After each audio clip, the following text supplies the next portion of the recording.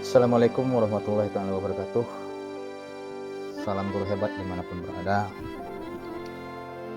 Baiklah, jumpa lagi bersama saya di sini, Abang Iskandar, SPDSD, calon guru penggerak angkatan ke-6, berasal dari STN 002 Singkep, Kabupaten Lingga, Provinsi Kepulauan Riau.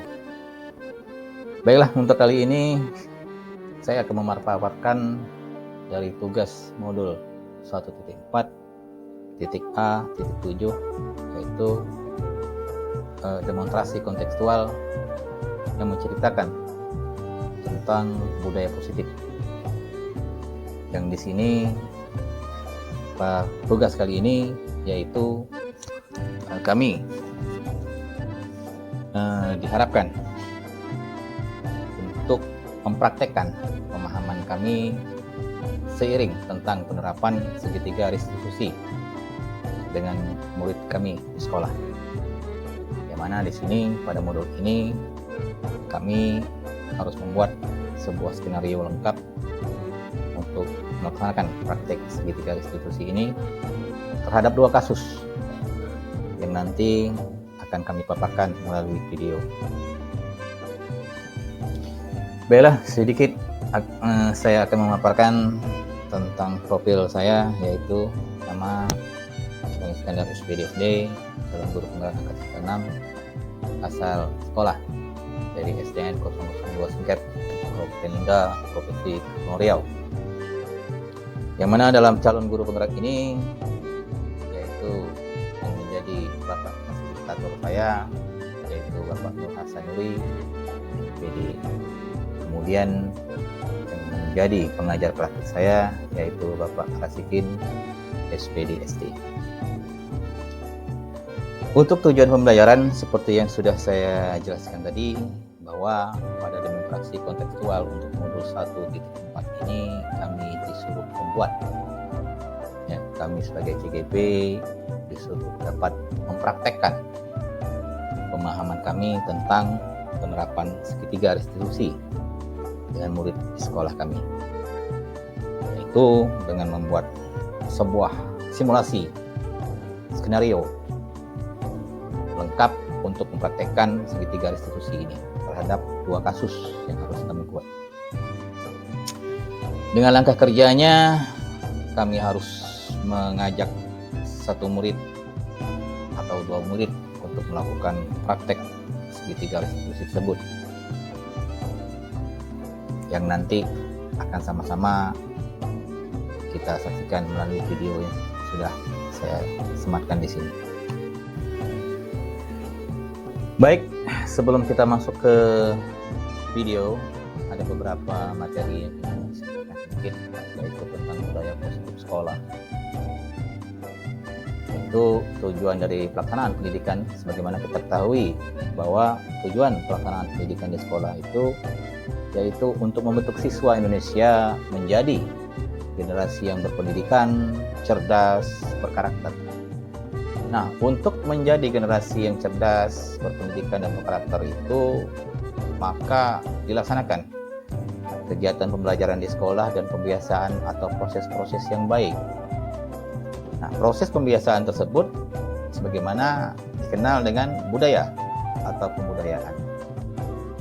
Nah, untuk membentuk siswa yang berprestasi dan berkarakter yang baik itu, maka sekolah itu perlu membangun budaya positif di lingkungan sekolah tersebut. Nah, salah satu menciptakan budaya positif di lingkungan sekolah itu yaitu dengan penerapan segitiga restitusi di sekolah. Jadi itu merupakan salah satu cara menerapkan budaya positif di sekolah, yaitu dengan menciptakan suasana nyaman dan tentram di hati peserta didik, baik dalam konteks pembelajaran maupun dalam upaya penerapan kedisiplinan kelas atau sekolah. Nah, salah satunya dengan cara menerapkan segitiga restitusi. Lantas apa itu segitiga restitusi? Jadi segitiga restitusi itu adalah materi baru yang saya dapatkan dalam program pendidikan guru penggerak, yang mana dalam restitusi itu dilakukan sebagai upaya membantu siswa untuk memperbaiki diri agar dapat kembali ke kelompoknya dengan karakter yang lebih baik dan kuat. Nah, dalam segitiga restitusi itu mencakup 3 komponen. Yang pertama yaitu menstabilkan identitas. Yang kedua, validasi tindakan yang salah. Kemudian yang ketiga, menanyakan keyakinan. Ya, contohnya dalam menstabilkan identitas. Dalam menstabilkan identitas itu contohnya ada beberapa pertanyaan seperti kamu tentu punya alasan mengapa melakukan itu. Adakah cara yang lebih efektif untuk mendapatkan apa yang kamu butuhkan? Nah, pertanyaan-pertanyaan itu dalam segitiga restitusi itu mencakup menstabilkan identitas. Nah, kemudian menanyakan keyakinan. Bagaimana bentuk menanyakan keyakinan? Nah, bentuk pertanyaan dalam menanyakan keyakinan itu contohnya keyakinan kelas apa yang telah kita sepakati. Kamu ingin menjadi orang seperti apa? Nah, pertanyaan-pertanyaan seperti itu dalam segitiga restitusi termasuk dalam menanyakan keyakinan. Nah, kemudian yang ketiga yaitu bagaimana pertanyaan menstabilkan identitas. Menstabilkan identitas itu contoh-contoh pertanyaannya seperti setiap orang pasti pernah melakukan kesalahannya. Kamu bukan satu-satunya yang pernah melakukan ini. Nah, pertanyaan-pertanyaan seperti itu masuk ke dalam segitiga restitusi yaitu menstabilkan identitas. Adapun 2 kasus simulasi yang akan kami praktikkan di sini terhadap segitiga restitusi, yang mana pada kasus pertama dengan sinopsisnya lebih kurang seperti begini. Ketika jam 7.15 lonceng sekolah telah berbunyi, menandakan seluruh siswa masuk ke kelas masing-masing. Begitu juga dengan kelas 6 yang dipimpin oleh Pak Is. Ikut masuk kelas, diawali dengan berbaris di depan kelas dengan dipimpin oleh seorang siswa. Dan setelah dirasakan rapi barisannya, maka dengan antri siswa masuk ke kelas sambil bersalaman dengan Pak Is. Setelah di dalam kelas, Pak Is menunjuk seorang siswa laki-laki untuk memimpin doa dan menyiapkan kelas. Setelah itu, ditunjuk seorang siswi untuk memimpin lagu, menyanyikan lagu Indonesia Raya. Namun, ketika mau memulai bernyanyi, seorang siswa laki-laki bernama Seto mengetuk pintu kelas. Dia terlambat lagi hari itu masuk sekolah, dan Pak Is menyuruh ketemu dengan dia setelah jam istirahat di kantor. Nah, kemudian sinopsis pada kasus kedua lebih kurang seperti begini. Namanya Raparianda. Dia seorang siswa yang pintar. Namun hari itu penampilannya beda dari hari-hari lainnya. Dalam style rambutnya hari itu sangat tidak sesuai dengan keyakinan kelas yang telah disepakati bersama bahwa setiap siswa laki-laki harus berpotongan rambut yang rapi. Dan hari itu Pak Is melihat potongan rambut Rapa tidak rapi dan panjang, tidak sesuai dengan keyakinan kelas. Dan melalui temannya Rapa disuruh menghadap Pak Is di kantor. Nah, nanti akan sama-sama kita lihat video dari simulasi praktek segitiga restitusi yang akan kami praktekkan bersama siswa kami. Selamat menyaksikan. Assalamualaikum warahmatullahi wabarakatuh.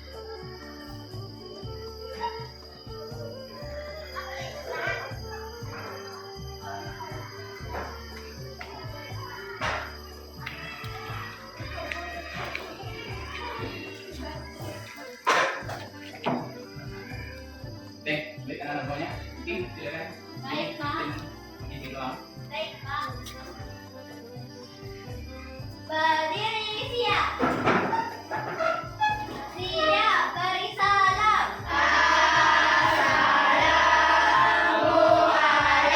Berdoa mulai.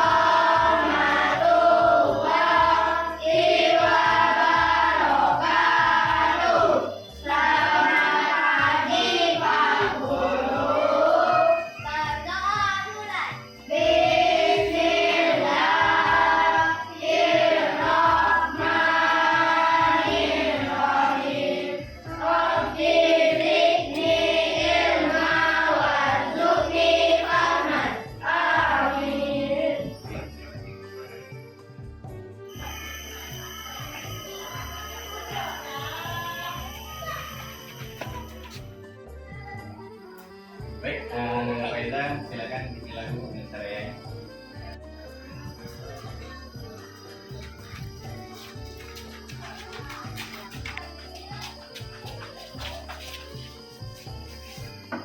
Assalamualaikum Pak, boleh saya masuk? Oh, gitu. Boleh.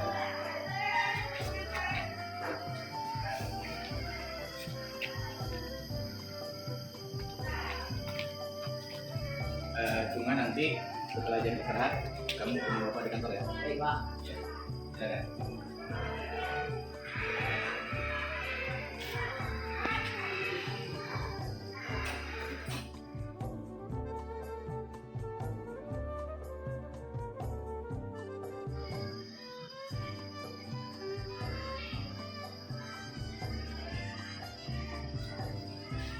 Bu, Pak.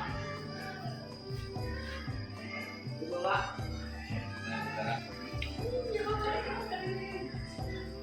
Oke, Nanda Desito, kamu tahu alasannya kenapa kamu Bapak tinggal di sini? Tahu Pak, saya di sekolah. Ya, akhir-akhir ini Bapak memang melihat kamu sering datang terlambat ke sekolah. Tapi di sini Bapak tidak fokus pada kesalahan kamu. Tapi Bapak hanya ingin tahu alasan kamu kenapa datang terlambat. Iya Pak. Oke, Nanda Desito. Bapak ingin di sini mengatakan bahwa setiap orang itu pasti punya kesalahan-kesalahan, ya. Dan kamu itu bukan satu-satunya orang yang melakukan kesalahan seperti ini. Tapi mari kita selesaikan masalah ini. Iya Pak. Kamu pasti punya alasan. Kenapa akhir-akhir ini kamu sering datang terlambat ke sekolah? Kalau boleh Bapak tahu alasannya apa? Maaf Pak, sepeda saya rusak, jadi saya harus datang ke sekolah. Memangnya rumah kamu dari sekolah ke sini berapa kilometer jarak? Dan juga tidak ada Pak. Oke, baik. Jika memang demikian, kira-kira nih apa solusinya supaya kamu tidak datang terlambat lagi ke sekolah? Saya harus memperbaiki sepeda saya Pak. Kapan? Belum tahu Pak, saya belum punya uang. Oke. Setelah pulang sekolah ini, kamu perbaiki sepeda kamu. Oke? Ini uang untuk kamu perbaiki sepeda kamu.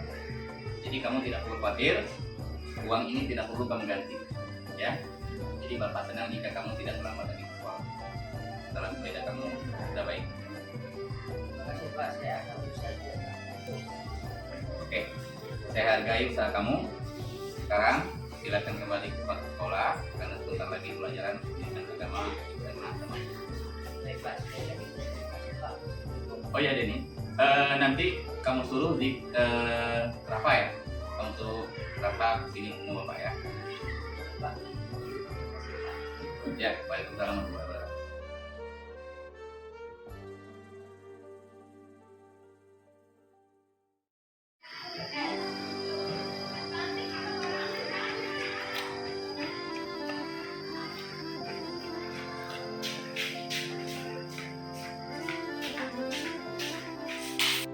Assalamualaikum Pak. Maaf tadi kata Seto, Bapak ingin berkunjung dengan saya. Ya, silakan masuk.